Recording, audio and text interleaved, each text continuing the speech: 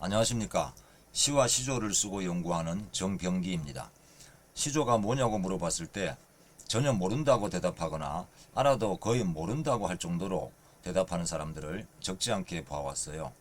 이런들 어떠하리 저런들 어떠하리로 시작하는 이방원의 하여가나 이 몸이 죽고 주고 100번 고쳐주고로 시작하는 정몽주의 단심가 혹은 황진이의 여러 작품들을 얘기하면 그때서야 그게 시조야 라는 반응이 나오곤 합니다. 하지만 정작 시조가 어떤 형태인지에 대해서는 잘 모르더군요. 시와 시조를 같이 쓰는 제 입장에서 많이 안타깝습니다. 그래서 이 영상을 만들었고요. 사실 첫 영상은 문학진흥법이 개정되던 해인 2021년에 만들었는데요. 유튜브 채널을 옮기면서 다시 촬영을 했습니다. 화면에 보시는 것은 최근에 제가 쓴 시집과 시조집입니다. 시집 엔딩 크레디트는 한국문연에서 현대시 시인선으로 발간했고, 시조집 산은 이미 거기 없다는 모건재원에서 시조 21시선으로 발간했습니다. 빨간 꽃과 파란 꽃이 있었다는 출판사에서 뽑은 대표 시조고요. 2016년부터 2020년까지 상제한 시집과 시조집은 오독으로 되는 시, 시간환상통, 대한민국은 민주공화국이다가 있습니다. 제 소개는 여기에서 그치고 시와 시조의 장르 구분으로 들어가겠습니다. 학술적으로는 자유시와 정형시를 서로 대응하는 유형으로 구분합니다. 물론 시의 종류로는 이 두 가지 외에 산문시도 있습니다. 산문시는 산문 형식으로 된 시인데요. 시행을 나누지 않고 리듬의 단위를 문장이나 문단에 둡니다. 사실 산문시에 비하면 자유시도 일정한 형식이 있다고 할 수 있습니다. 하지만 어떤 학자는 산문시를 자유시의 하부 유형으로 분류하기도 하죠. 여기에서는 시와 시조의 구분이 목적이니까 자유시와 산문시의 차이는 상세하게 말씀드리지 않겠습니다. 정형시와 비교되는 의미에서 자유시는 형식이나 외제율에 구애받지 않고 자유로운 형식으로 이루어진 내제율의 시를 말하는 반면 정형시는 일정한 형식과 규칙에 맞춰 지은 시입니다. 우리나라의 시조, 한시의 절구와 율시, 서양의 소네트 따위가 정형시에 속합니다. 세계에서 전통적 정형시를 가진 나라가 몇 안 되는데 우리나라도 그 중에 하나입니다. 화면에 자유시 한 편과 시조 한 수를 소개했습니다. 둘 다 제 작품이라 어첩지 않기는 합니다만 조금 유사하면서도 정형시의 틀을 잘 지킨 작품을 골랐습니다. 왼쪽에 있는 시가 자유시고 오른쪽에 있는 시가 시조입니다. 얼핏 봐도 왼쪽에 있는 글도 시라는 것을 알 수 있죠. 행가리를 했고 읽어보면 일정한 운율이 있는 것을 알 수 있기 때문입니다. 한번 읽어보겠습니다. 소녀, 소년과 소녀가 있었다. 소년은 자라 청년이 되고 장년이 되고 중년이 되고 노년이 되었다. 소년은 몇 살까지일까? 소년은 자라 청녀도 중녀도 노녀도 되지 않았다. 팔순의 우리 엄마 아직도 소녀다. 이 시는 어린 나이에 남녀를 지칭할 때는 소년과 소녀라는 단어가 있지만 정년 이후에는 여성을 특징하는 단어가 없다는 것에서 발상을 얻어서 항상 젊게 사시는 제 어머니에 비유한 것입니다. 물론 청년, 중년, 노년은 성별 특징이 아니라 연령대를 의미하기 때문에 제 발상이 사전적 정의와 어긋난다는 비판이 있을 수 있습니다. 하지만 소년과 소녀는 분명히 구별해 사용되는 반면 청년 이후 여성을 지칭하는 단어가 없는 것은 분명한 사실이죠. 이 시는 압축을 통해 비약적 감정을 느끼도록 했지만 일정한 형식이 없습니다. 이와 달리 논문이라는 제목의 시는 글자 수나 구와 연이 일정한 형식을 따르고 있습니다. 우리말은 대개 두세 글자의 명사나 어간에 조사나 어미가 붙어 이루어지는 교착어입니다. 그래서 대부분 3, 4조로 음보가 형성되죠. 물론 현대에는 외래어가 많고 복잡한 현실을 반영해야 하기 때문에 단어가 길어지는 경향이 있습니다. 그래서 이제는 시조의 정형률을 글자 수로 제한하지는 않습니다. 음보라는 개념을 도입해서 마디로 정형률을 잡죠. 하지만 학자에 따라서는 음보도 거부하고 3장 6구만 정형률로 보는 경우도 있습니다. 시조 작품 논문도 한번 읽어볼까요? 논문 봉밭에 맘가 있는 누구와 누구누군 우려먹고 고아먹는 재탕의 삼탕 사탕 때로는 훔친뼈로 삶아 뒤집어 놓은 곰국. 이 시조는 논문이라는 글자를 뒤집으면 곰국이 된다는 것에 착안했습니다. 그리고 곰국의 성질이 재탕, 삼탕에서 우려낸다는 것으로 시상을 확장하고 표절과 중복계제 등의 연구윤리 위반 행태를 고발한 작품입니다. 평시조 한 수로 이루어진 시조죠. 시조의 기본형입니다. 음보라는 마디로 나누어 보면 뽕밭에 등 한마디가 한음보가 됩니다. 한음보는 세자에서 6자까지로 이루어졌는데요. 뽕밭에 맘가 있는처럼 두 음보가 한 구를 이룹니다. 그리고 다시 뽕밭에 맘가 있는과 누구와 누구누군이라는 두 개의 구가 합쳐서 하나의 장을 이루고요. 그래서 3장 6구 12음보인 거죠. 이렇게 석줄로 쓴 것은 장의 구별을 명확히 하기 위해서입니다. 사실 한글도 처음에는 띄어쓰기가 없었기 때문에 장별 배열도 현대 시조 등장 이후의 일입니다. 하지만 이러한 석줄 배열을 원형으로 삼고 있죠. 시조 3장은 초장, 중장, 종장을 말합니다.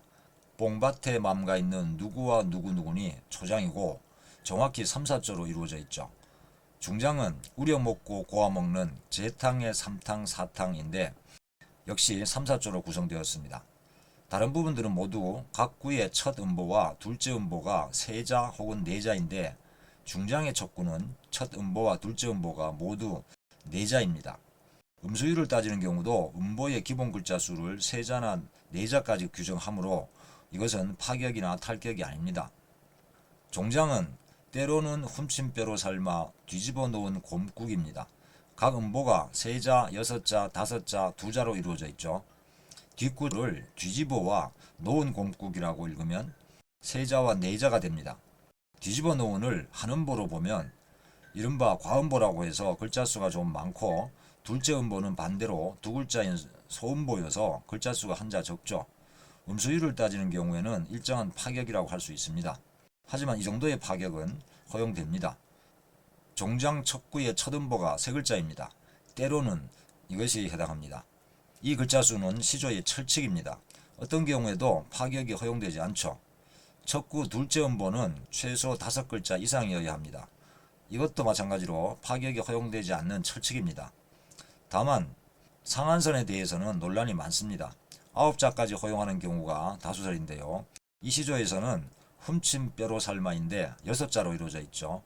다시 작품 전체를 보면 장별 배열이 아니라 구별 배열이 이루어진 것을 볼 수 있습니다. 구별 배열도 기본형으로 봅니다. 학자에 따라 원형과 기본형을 구분하기도 하는데 구별 배열까지는 파격으로 보지 않는다는 것이 핵심입니다. 이처럼 자유시와 정형시는 확연히 구분됩니다. 물론 사설시조와 시조는 평시조라는 기본형을 벗어납니다.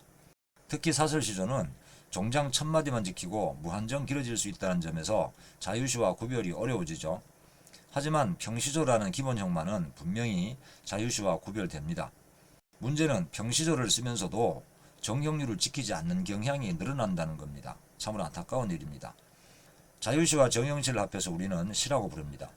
그런데 신춘문예나 문예지 등 문단에서는 시와 시조를 구분해서 다른 장르로 다뤄왔습니다. 그래서 시는 자유시만을 지칭하고 시조는 시가 아닌 것처럼 인식되기도 합니다.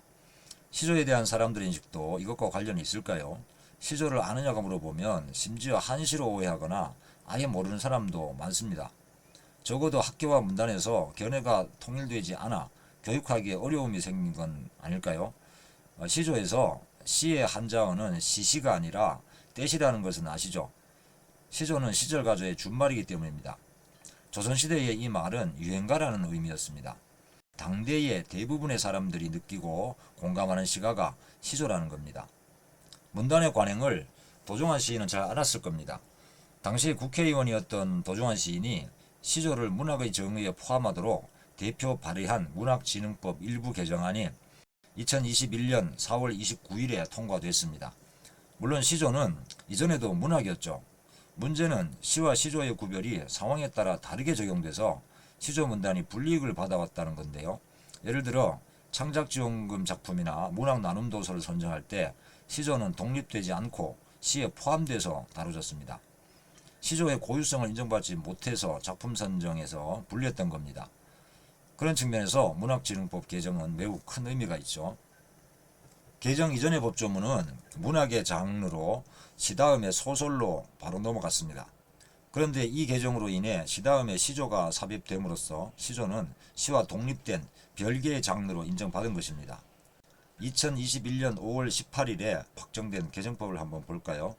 제2조 1항에 문학이란 사상이나 감정 등을 언어로 표현한 예술작품으로서 시, 시조, 소설, 희곡, 수필, 아동문학, 평론 등을 말한다 라고 규정되었습니다.